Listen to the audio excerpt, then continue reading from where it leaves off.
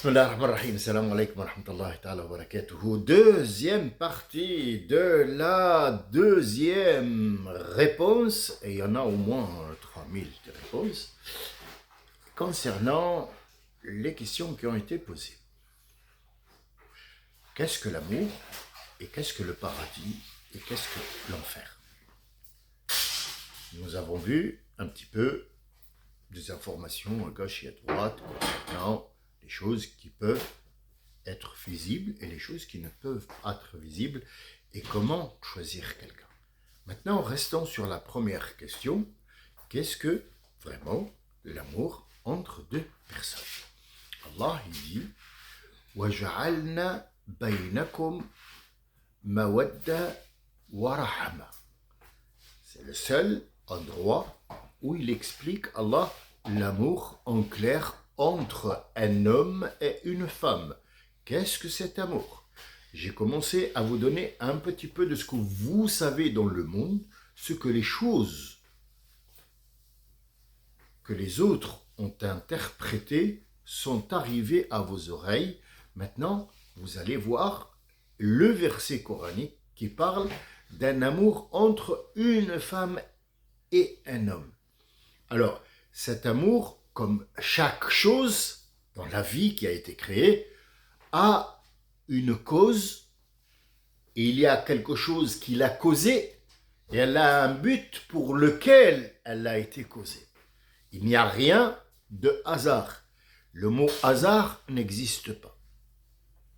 Un frère m'a fait plaisir en comprenant quelque chose que peut-être la moitié d'entre vous n'ont pas fait le rapport. C'est pas qu'ils n'ont pas compris, c'est qu'ils n'ont pas fait le rapport entre deux choses qui ont été l'une sur un enregistrement, l'autre sur un autre enregistrement. Je m'excuse du bruit puisqu'on est en train de libérer la maison pour nettoyer la maison et Inch'Allah donner les clés et partir, puisque ce que je vous ai pas dit c'est que comme je vous ai dit, j'ai trouvé un poste, c'est officiel, je l'ai accepté parce qu'il va m'ouvrir beaucoup de portes pour donner le message.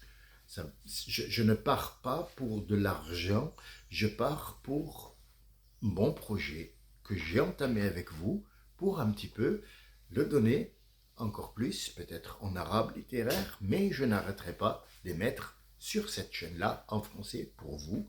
Je le ferai, Inch'Allah. Sachez que je suis toujours là et que il va y avoir des va-et-vient. L'amour. Alors, Allah il dit وَجَعَلْنَا. Toujours le waouh ici, c'est ce qu'on appelle la classification. Elle est classée derrière quoi? En fait, ce verset n'est pas pris comme ça tout seul. Il n'y a pas de verset tout seul. Il y a des versets qui ne commencent pas par waouh, mais c'est un complément d'un autre verset. Et il y a des versets qui commencent par waouh parce qu'on a entamé un sujet et on passe à l'autre sujet qui est classé immédiatement derrière. Et le waouh ne peut être qu'un lien entre ce verset et un autre qui a un lien direct avec lui. Le lien, toujours le lien, tout est relatif ou relative, ça dépend féminin ou masculin, tout est relatif ou relative et tout est lié. Tout est lié. Même si tu vois qu'il n'y a pas de lien entre tel et tel, il y a une cause pour laquelle cette chose a été faite pour que le lien puisse apparaître. Tôt ou tard, vous aurez de toute façon la réponse. C'est aussi un verset coranique. Tôt ou tard, ne soyez pas impatients, vous aurez la réponse à vos questions. Ouais, ja'alna. Ja'alna, ça se dit pour un ensemble de gens, ou un ensemble de choses, ou tout simplement un ensemble. Ja'alna, c'est pas comme ja'altu. Ja'altu, moi, j'ai fait en sorte que. Moi. Ja'altu. Est-ce que Allah peut dire ja'altu pour lui? Oui. Pourquoi alors il a dit wa ja'alna au pluriel Qui sont les autres qui sont avec lui? Et est-ce qu'il y a quelqu'un avec Allah Azza wa Jal? Pas du tout. Allah, où vous entendez khalaqna, ja'alna, atayna, ce sont ce qu'on appelle les ingrédients pour que la chose existe sur terre. Nous prenons un exemple. Créer un être humain. Que nécessite la création d'un être humain? D'abord, il nécessite l'existence de celui qui va le créer. Donc, Al-Wajid, Al-Majid, Allah. 3 noms. Déjà, ils sont 3. Après, il faut aussi le dessiner. Le créer, oui, mais lui donner un dessin, lui donner une forme, lui donner un visage, lui donner une ressemblance. Qu'est-ce que ça nécessite? Al-Mosaour. Ils sont 4. Puis après, il faut que cet être humain, avant qu'il soit créé, on lui prépare un monde où il va vivre, où il va manger ce qu'on appelle une pomme qui viendra après pousser et une canne à sucre qui vient du gazon pour qu'il puisse la manger. Eh oui, non, mais tu rigoles bêtement là parce que... Oui, non, mais...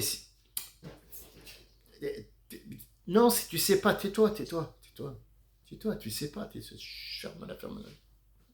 Oui, la canne à sucre, c'est un gazon. Tu fais ce que tu veux, hein. Ah tu veux te mettre des cornes, mets-toi des cornes. Ah ouais. Cette herbe préhistorique que Dieu a créée, lui-même va se transformer. Il va avoir des informations pour se transformer. Écoutez, je ne suis pas parti sur un autre sujet. Style, ouais, il parlait de l'amour et maintenant il parle de l'herbe. Tais-toi. Jamais. Né muet, muet. Même ton grand-père, il était muet déjà. Déjà, il était muet, ton grand-père. Alors, sors, comme ça, t'écoute seulement. L'herbe, ce gazon que tu vois, va donner naissance au bambou et aux sortes de bambou comme il est des sortes de gazon. Et il va donner une sorte de banane et beaucoup de bananes. Et oui, c'est pas pour rien que Allah Azza wa Jal dans Surat Ar-Rahman, il évoque les bananes. Quelles bananes? On parle de quelles bananes? S'il raconte les bananes dans du Coran, des bananes. Réfléchis 5 secondes. Réfléchis. Les bananes, c'est un produit de quelque chose qui a pris beaucoup d'étapes pour t'expliquer que l'année, en arabe, al-hawl, ce n'est pas as-sana. La bathtu fikum sini. Nouh va leur dire, je suis resté entre vous des années. Et ils disent que Nouh a vécu 950 ans. Quel an? An de quoi? Non, le corps humain ne supportera pas. À moins que ça soit un djinn ou un ange, ne pourra pas vivre 950 ans.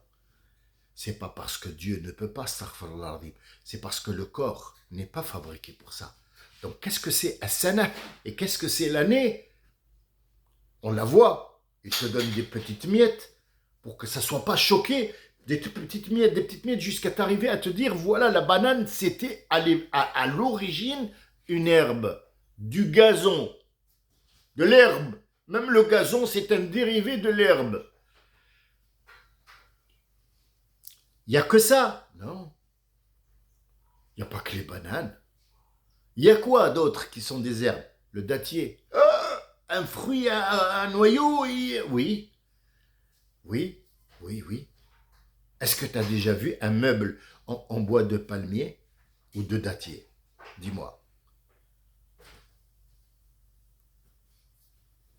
Je t'écoute. Est-ce qu'il y a un seul arbre dans les îles volcaniques qui a un tronc? Regarde, tu me diras.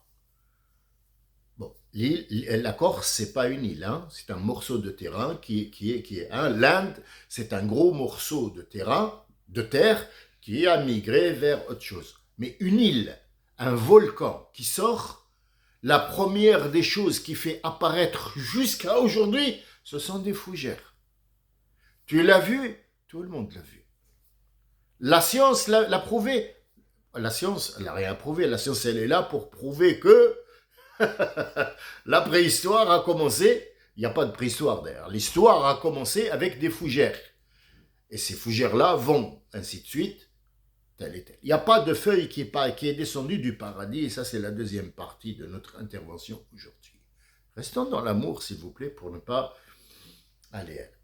L'amour, c'est des étapes. وَجَعَلْنَا بَيْنَكُمْ وَجَعَلْنَا nous, Allah et mes attributs. Moi, Allah et mes attributs, nous avons fait en sorte que,